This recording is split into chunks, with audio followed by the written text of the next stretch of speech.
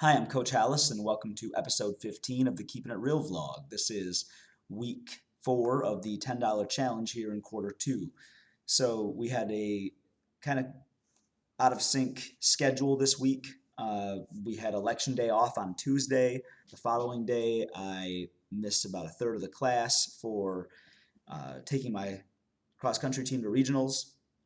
So I've only had a little over 3.5 days out of the 5 with students, and one of those was a Monday where students knew they were going to have the next day off, which for some reason tends to hurt attendance, which is already a constant issue. So that's attendance is kind of the name of the game this week, trying to make phone calls, trying to work with students on a case-by-case basis, trying to get them caught up when they're missing, trying to make that equitable and fair for the students who have been here. It's a steady challenge. The student interview from this week is with a student who missed quite a few days over the last week and a half, and you can watch that. It'll be unlisted in the description if you're watching this on YouTube. It'll be next in the series if you're watching it in the community app. So yeah, lots of attempts at parent contact and just doing what we can to get kids here. I have one student who I haven't seen in 14 classes in a row. So what does that look like if and when we can get that student to come back? How do we make up for that? So yeah, a consistent set of challenges with attendance. Another theme, takeaway, something I would encourage everyone to do from this week is to ask for help. In my case, some of that is reaching out to our attendance office and community outreach people, trying to make up for what I haven't been able to do. Sometimes you're just not the right person for the job, and you can feel like everything's your job as a teacher, and you can feel like everything's your responsibility, and sometimes you're just not the right person. Sometimes it's a personality thing, sometimes it's an aptitude or skill level thing.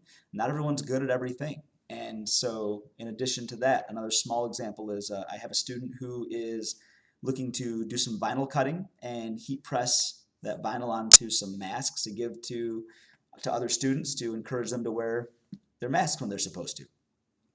I can use a vinyl cutter. I have done it in the past, but it's certainly not something I'm good at, and it's something that I would have to do some practice with before I'd be competent enough to work with a student. So I asked a couple of my colleagues, and they eagerly accepted my request, and they're going to help him with that next week. Well, for people like me, and I know that a lot of teachers are like this, I struggle with asking for help. I have for a long time. It's what I consider a character weakness, and I mean that sincerely. That we often, it's backwards. People with that problem, like mine, of not wanting to ask for help, we think that it's weakness to ask for help, or that we're putting our burdens onto other people. And in many cases, it's the exact opposite. There's a big difference between seeking help and being like needy or relying on other people to do everything for you. It's just not the same. There's a very important gray area between those things. And I think it is a weakness to limit yourself and your teaching practice to just the things that you're good at, or to selling students short of talents of people who are really good at other things. It's part of like bringing in experts or asking other people for help. So there's also a great deal of opportunity when you're asking for help to improve people's confidence and to reciprocate. So I mean that in a way that's different than how we usually think about it. If you are an experienced teacher and you find ways where less experienced teachers can receive the opportunity from you to help you out, that can be huge for their confidence, and it can be huge for the feeling of culture and the community that you're around. We think of reciprocating as you do something for me, I do something for you, and I have reciprocated what you've done. But as difficult as it can feel to ask for help, putting yourself in the place of somebody who always, or it was frequently asking you for help, it can really mean something to that person for you to ask them. and for you to reciprocate the opportunity.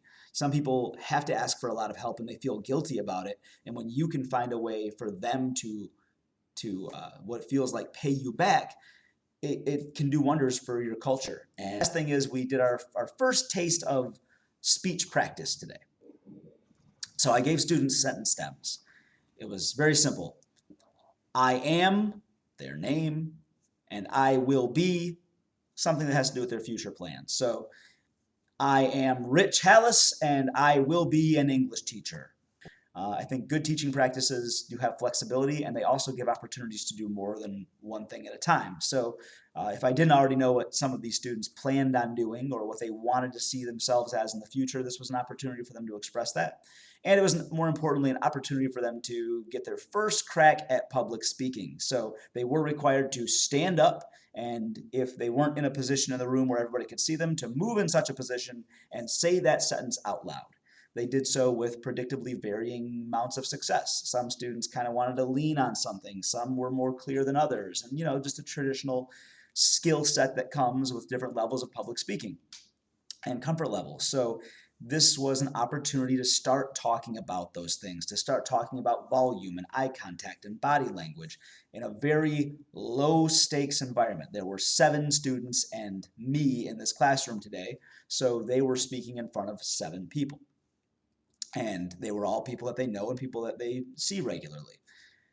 We will have other opportunities between now and when we give our public speeches at exhibition for them to ramp up. So we're going to scaffold their practice for public speaking. And I'll talk more about those other things as we get closer to them. But for today, each one of them that were here got to practice that. The ones who missed will get opportunities to do the same kind of practice next week, and we will keep working at it until they are not completely comfortable. They're not going to feel great about going in and doing their public speeches at exhibition until it's done, but they will feel more comfortable than if they had no practice whatsoever. So that's where we are as of the end of week 4.